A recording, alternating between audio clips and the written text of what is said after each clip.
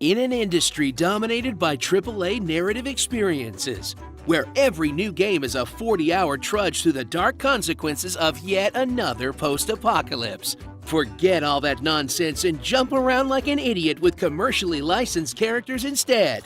In a remaster of the only one of these that didn't suck an entire ass. SpongeBob Battle for Bikini Bottom Rehydrated. Slip comfortably back into the early 2000s and relive the era when every single intellectual property was mined for cash as a garbage 3D mascot platformer. As you explore this loving recreation of the setting and characters of the SquarePants-averse, in a remaster that's pretty much exclusively for fans of the original, children, and, like the show, extremely inebriated adults. That's my, fish tank. Get ready to fall to your death from the top of your favorite set pieces from SpongeBob and travel through lovingly recreated stages that will have you exploring every nook and cranny to find one of the many collectibles that will eventually lead to another golden star spatula. Change into a handful of different characters, each with their own unique mechanics, to hit a bunch of switches and bop a bunch of robots on your way to the next puzzle, which range from awarding you items for doing basically nothing, to giant Rube Goldberg machines that require a goddamn PhD in SpongeBob to complete, until you reach the boss, gain a new ability, and start all over again in a fresh hell of floating ledges. Because even Dark Souls can't compare to the frustration of falling off shit in a PS2-era platformer. Just get on there, SpongeBob, you square idiot! Ow! Enter the shallow depths of the SquarePants lore, as Battle for Bikini Bottom justifies its events with an extremely low-effort storyline, where the town is overrun by robots from the botched plans of Plankton.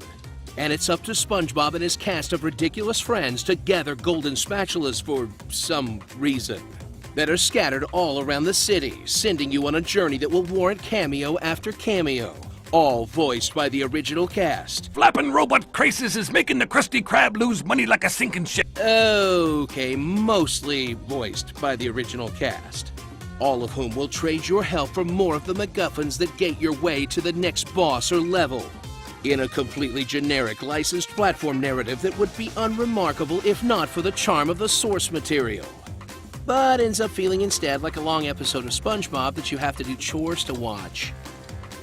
So get your kids ready and pull up those square pants for a remastering that really reminds you how far games have come in the past 2 decades.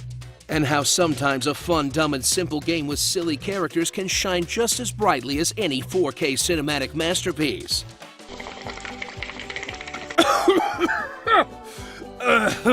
Sorry, that was my, bong. Oh, wait, shit. Starring Porous Robert, Majin Buu, Aqua Furry, Midlife Crisis Cthulhu, Tiny Evil Mike Wazowski, That Crab from Moana, Crush Station, Would You Like a Puff Puff, Ambiguously Gay Duo, Casper the Somali Pirate, Merman, Caesar Zappelli, and the real MVP, SpongeBob 64. Did you know that Patrick and Gary are first cousins? It's this type of trivia that makes me wonder how much DMT it took to write this show.